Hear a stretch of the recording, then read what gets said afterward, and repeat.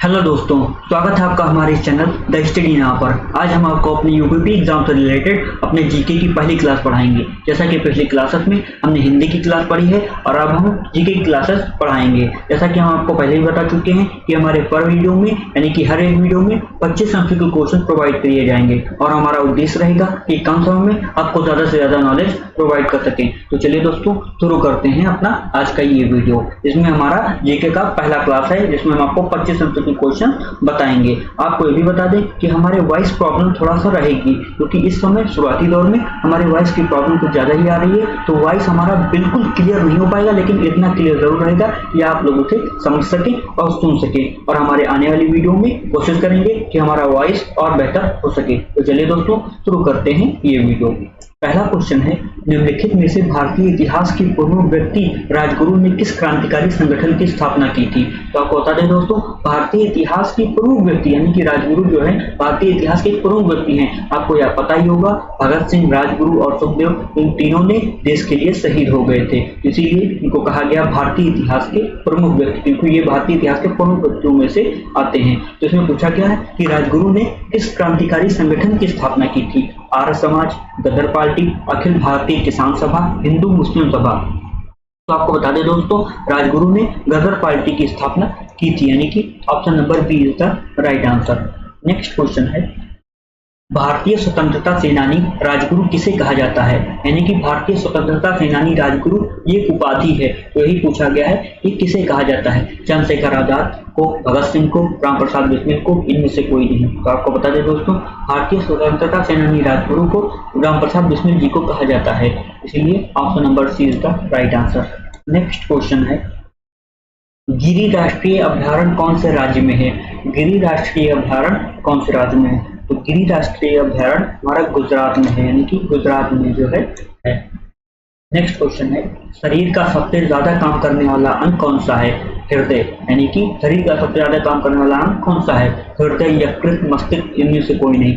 तो आपको बता दें दोस्तों, बहुत लोग कहेंगे कि मस्तिष्क होगा क्योंकि वो हमेशा काम करता है, लेकिन आप याद रखिए कि हमारा जो हृदय होता है वो शरीर में सबसे ज्यादा काम करने वाला अंग होता है। हृदय हमेशा चलता रहता है, वो हमेशा धड़कता रहता है, जिसे हम दिल भी कहते हैं, हमेशा धड़कता रहता है। पर मिनट 72 बार धड़कता है हृदय, शायद पर मिनट 72 बार धड़कता है। तो ये जो है सबसे ज्यादा जो है काम किया जाता है। हृदय जो है हमारे शरीर में काम करने वाला सबसे ज्यादा अंग है। ओके, नेक्स्ट क्वेश्चन है, धरती पर सबसे लंबी नदी कौन सी है? यहाँ पर भारत की नहीं, धरती की पूछी गई है। तो आपको पता होगा, नर्मदा, गंगा, यमुना, ये सब भारत की हैं। लेकिन जब धरती की बात होगी तो भारत में शायद गंगा होगी,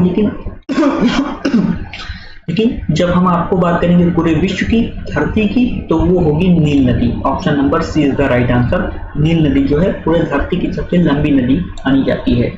नेक्स्ट क्वेश्चन है, भारत का जंतर मंतर स्थित है?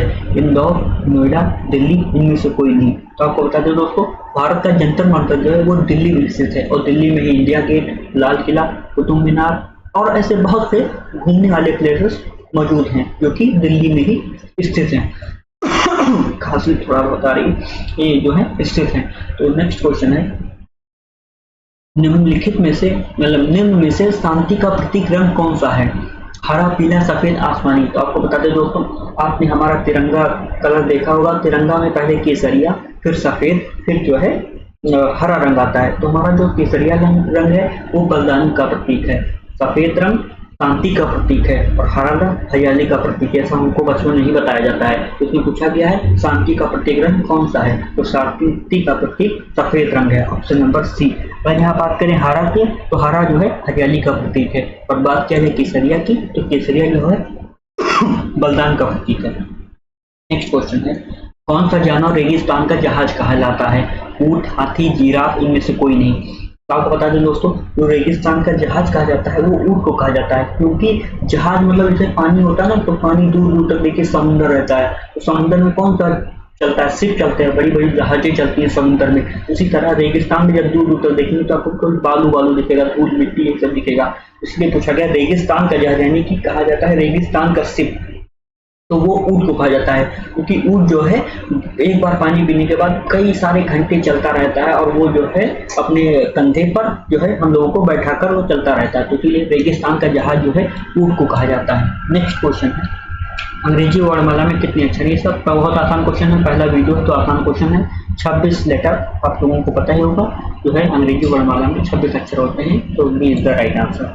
नेक्स्ट क्वेश्चन है, निम्न में से भारत में कुल कितने राज्य हैं? तो आप बता दें दोस्तों, भारत में कुल कितने राज्य हैं? 22, 20, 28 इनमें से कोई नहीं, तो 22, 20 होगा नहीं, 28 राज्य जो है भारत में है। पहले 29 राज्य थे, तो तेलंगाना को ऐड किया गया था, पहले 28 थे, फिर जब तेलंगाना को ऐड किया तो फिर 29 हो गए, और फिर जब लद्दाख और जम्मू कश्मीर को एक साथ प्रदेश बनाया गया तो जो है ये फिर 28 राज्य हो गए। तो option number C is the right answer. हम आपका समय इन्वेस्ट करेंगे, कम समय में हम कोशिश करेंगे कि हमारा वीडियो कम से कम समय में पूरा हो जाए, आपको कम से कम समय में उतना नॉलेज मिल सके। नेक्स्ट क्वेश्चन है, ऑपरेशन मुस्कान किस शहर में लागू किया गया था? मुंबई, जयपुर, दिल्ली, कश्मीर। तो ऑपरेशन मुस्कान जो है वो मुंबई में, यानी कि ऑप्शन नंबर ए मुंबई में लागू किया गया था। नेक्स्ट क्वेश्चन है, हवाई युद्ध के लिए कृत्रिम बुद्धिमत्ता रोबोट वल्किरी का अनावरण किस देश के सैन्य बल ने किया? पूछा क्या हवाई युद्ध के लिए कृत्रिम बुद्धिमत्ता रोबोट वाल्किरी, जिसका नाम वाल्किरी यानी कि एक बुद्धिमत्ता वाला रोबोट है जिसका नाम वाल्किरी है, का अनावरण यानी कि का उपयोग किस देश के सैन्य बल ने किया, यानी कि किस देश की सेना ने किया? यूएसए, यूके, जर्मनी, इनमें से कोई नहीं। तो आपको बता दें दोस्तों, जो कृत्रिम बुद्धिमत्ता रोबोट वाल्किरी का अनावरण किया गया है वो यूएसए के द्वारा किया गया है, United state of America, United state of America के द्वारा ये जो है किया गया है। Option number A is the right answer. Next question है, निम्नलिखित किस देश की आईएमएफ की विस्तारित निधि सुविधा को मंजूरी दी गई है? किस देश के लिए आईएमएफ की विस्तारित निधि सुविधा को मंजूरी दी गई है? बांग्लादेश, पाकिस्तान, यूक्रेन, इनमें से कोई नहीं। तो आईएमएफ की विस्तारित निधि की मंजूरी जो है यूक्रेन के लिए दी गई है, option number C. Ukraine Russia war चल ही रहा है, इसके तहत आईएमएफ की विस्तारित निधि की मंजूरी दी गई है। नेक्स्ट क्वेश्चन है, कौन से केंद्रीय मंत्रालय द्वारा स्मार्ट इंडिया हैकाथॉन SIH 2023 का छठा संस्करण लॉन्च किया गया? यानी कि कौन सी केंद्रीय मंत्रालय द्वारा स्मार्ट इंडिया हैकाथॉन यानी कि जिसे SIH भी कहा जाता है का छठा संस्करण लॉन्च किया गया? विज्ञान और प्रौद्योगिकी मंत्रालय, शिक्षा मंत्रालय, इलेक्ट्रॉनिक्स और IT मंत्रालय, ये सभी। तो आपको बता दें दोस्तों, शिक्षा मंत्रालय, ऑप्शन नंबर बी, शिक्षा मंत्रालय द्वारा स्मार्ट इंडिया हैकाथॉन SIH 2023 का छठा संस्करण लॉन्च किया गया, शिक्षा मंत्रालय द्वारा, option number B is the right answer. Next question है, 1857 की क्रांति को जाना जाता है स्वाधीनता आंदोलन, वीरता अभियान, सिपाही विद्रोह, इनमें से कोई नहीं। तो 1857 की क्रांति जो है सिपाही विद्रोह कहा जाता है इसे, क्योंकि सिपाही लोग जो है उसमें जानवरों की चर्बी मिलाई जाती थी, उनसे आपको याद होगा मंगल पांडे जी, उन्होंने जानवरों की चर्बी मिलाई जाती थी, तो उसी से इसका जो है विरोध शुरू हो गया था, सिपाही लोग इसका विरोध कर रहे थे। 1857 की क्रांति को इसीलिए सिपाही विद्रोह भी माना जाता है, क्योंकि जो सिपाही अंग्रेजी सेना में शामिल थे उन्होंने ही अंग्रेजों के खिलाफ विद्रोह शुरू कर दिया था। तो option number C is the right answer. Next question है, छठे एशिया कप 2022 टूर्नामेंट का चैंपियन कौन सा देश है? Bharat, Australia, Sri Lanka, England. तो आपको बता दें दोस्तों, छठे एशिया कप 2022 टूर्नामेंट का चैंपियन जो है श्रीलंका है, option number C is the right answer. Next question है, निम्न में से उत्तराखंड की राजधानी है? आपको पता होगा देहरादून, देहरादून जो है उत्तराखंड की राजधानी है, option number B is the right answer. आसान क्वेश्चन है दोस्तों, और आसान क्वेश्चन है इसीलिए हम आपको बहुत जल्दी बता रहे हैं। 2024 में योजना आयोग का नाम बदलकर रख दिया गया था, 2014 में, सॉरी दोस्तों, 2014 में योजना आयोग का नाम बदलकर रख दिया गया था। श्रम आयोग, नीति आयोग, उपयुक्त दोनों, इनमें से कोई नहीं। तो आपको बता दें दोस्तों, 2014 में जिस योजना आयोग का नाम बदला गया वो नीति आयोग के नाम से जाना जाता है। आप लोगों ने नीति आयोग जरूर सुना होगा, लेकिन योजना आयोग आप लोगों ने नहीं सुना होगा, क्योंकि अगर आपने सुना भी तो 2014 के बाद सुना, फिर इसका नाम नीति आयोग हो गया, लेकिन पहले इसका नाम योजना आयोग था। तो option number B is the right answer. Next question है, यूरो कप किस खेल से संबंधित है? यूरो कप किस खेल से संबंधित है? गोल्फ, फुटबॉल, शतरंज, इनमें से कोई नहीं। तो आपको बता दें दोस्तों कि यूरो कप है वो फुटबॉल से संबंधित है, option number B is the right answer. Next question है, फेसबुक की शुरुआत कब हुई थी? जनवरी 2002 से, दिसंबर 1999 से, फरवरी 2004 से, मार्च 2012 से। तो आपको बता दें दोस्तों, फेसबुक की शुरुआत जो है फरवरी 2004 से हुई थी, यानी कि 2004 मेजर पॉइंट याद रखिएगा, फरवरी 2004 से जो है फेसबुक की शुरुआत हुई थी, option number C is the right answer. Next question है,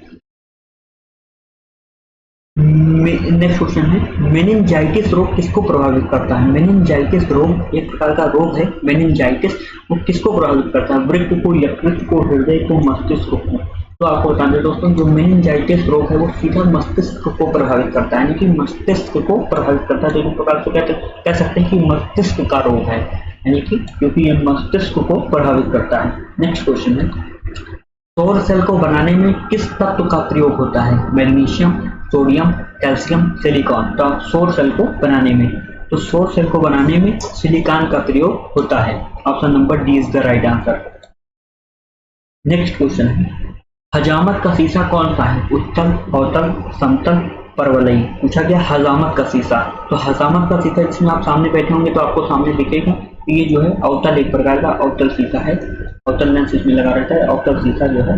option number B is the right answer. Next question है, टूटी हुई हड्डियों को जोड़ने के लिए निम्नलिखित में से किसका प्रयोग किया जाता है? सफेद सीमेंट, सफेद lead, zinc oxide, plaster of Paris. तो टूटी हुई हड्डियों को जोड़ने के लिए प्लास्टर ऑफ पेरिस का प्रयोग किया जाता है। ऑप्शन नंबर सी, जिसे हम पीओपी भी कहते हैं, प्लास्टर ऑफ पेरिस का प्रयोग किया जाता है टूटी हुई हड्डियों के लिए। Option number D is the right answer. Next question है, किस जिले में मोहनजोदड़ो स्थित है? लड़काना, मोंटगोमरी, सिंध, उधमपुर। तो आपको बता दें दोस्तों, जो है मोहनजोदड़ो जो है वो लड़काना जिले में स्थित है। Option number A is the right answer. ये हमारे 25 अंकों के क्वेश्चन पूरे हो गए हैं, और जैसा कि हम आपको बता चुके हैं कि हम कोशिश करेंगे कि हम पर डे आपको 2 से 3 वीडियो प्रोवाइड कर सके। जो हमारी कोशिश रहेगी कि हम आपको प्रोवाइड करें कम से कम 25 अंक के क्वेश्चन, तो हम आपको प्रोवाइड कर सकते हैं एक दिन में। तो यही हमारी कोशिश भी रहेगी। और हमारे वॉइस जो है ज़्यादा क्लियर नहीं हो पा रहा है, लेकिन हम आपको वादा करते हैं कि आने वाले वीडियोस में, यानी कि आने वाले वीडियोस में हम अपने वॉइस को और क्लियर करने का प्रयास करेंगे। सो ये आपका जीके की पहली क्लास हो चुकी है। हम आपको अब जीके की दूसरी क्लास आपको नेक्स्ट वीडियो में पढ़ाएंगे, जिसमें भी 25 अंक के क्वेश्चन आपको रहेंगे। सो वीडियो के अंत तक बने रहने के लिए आपका हृदय की गहराई से प्रेम पूर्वक धन्यवाद।